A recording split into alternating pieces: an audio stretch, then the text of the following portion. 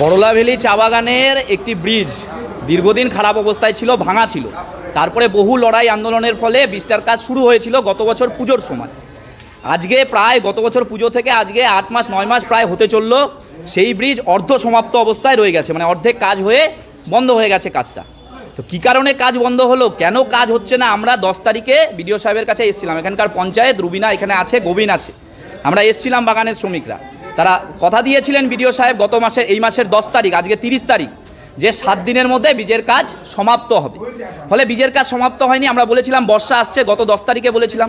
আজকে বর্ষায় বীজ ভেসে গেছে, যেটা বাঁশের সাঁকো ছিল সেটা ভেসে গেছে, অথচ বীজের কাজ শেষ হয়নি। স্কুলের বাচ্চারা স্কুলে যেতে পারছে না, শ্রমিকরা কাজে যেতে পারছে না, অসুস্থদের নিয়ে যেতে বেগ পেতে হচ্ছে। ফলে যে কোনো সময় বড় ধরনের দুর্ঘটনা ঘটতে পারে, তার দায় জলপাইগুড়ির প্রশাসন, সদর বিডিও তাদেরকে নিতে হবে। এবং সেজন্যই আমরা এসেছিলাম যে 7 দিনের মধ্যে কাজ শেষ হবে, সময় দিয়েও কাজ হয়নি। ফলে শ্রমিকরা বাধ্য হয়ে রাস্তায় নেমেছেন। কারণ আমরা যেটা দেখছি যে চা বাগানের শ্রমিকদের এটা মানুষ বলেই মনে করছে না। অদ্ভুতভাবে নিরুত্তাপ সরকার, কোনো কাজ করছে না। কেন এটা হচ্ছে আমরা জানি না, সেজন্যই আবার আজকে আমরা এসেছি। 10 তারিখ, আমরা গত জুন মাসের 10 তারিখ, মানে আজকে 30 তারিখ, 20 দিন আগে উনি বলেছিলেন 7 দিনের মধ্যে কাজ শেষ হবে, হয়নি। আজকে রোড ব্লক করতে হলো, বাধ্য হয়ে রোড ব্লক করতে হলো। পুলিশ প্রশাসন এসছে, আমরা চাই না রোড ব্লক হোক।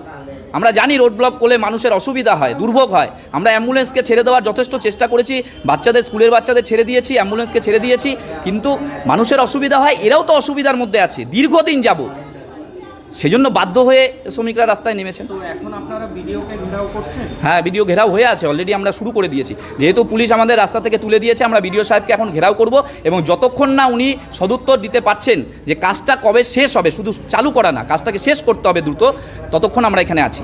উনি বলছিলেন যে 7 দিনের মধ্যে কাজ, এখন যেটা অবস্থা, এই যে জলে দেখেন কি অবস্থা, এই ব্রিজের উপর দিয়ে কেউ যাতায়াত করতে পারছে না। এই যে অর্ধেক হয়ে কাজটা বন্ধ হয়ে আছে, অর্ধেক হয়ে 8 মাস ধরে বন্ধ হয়ে আছে। একটা ব্রিজের কাজ নদীর ওপরে 10 মাস ধরে বন্ধ হয়ে আছে, অর্ধেক হয়ে। ওপরে জাস্ট ছাদটা করতে হবে, মিলাই দিতে হবে, তাহলেই লোকজন যাতায়াত করতে পারে।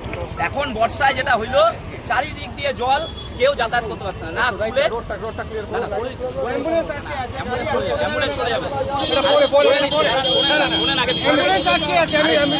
আমরা নিজেরা ছেড়ে দিচ্ছি।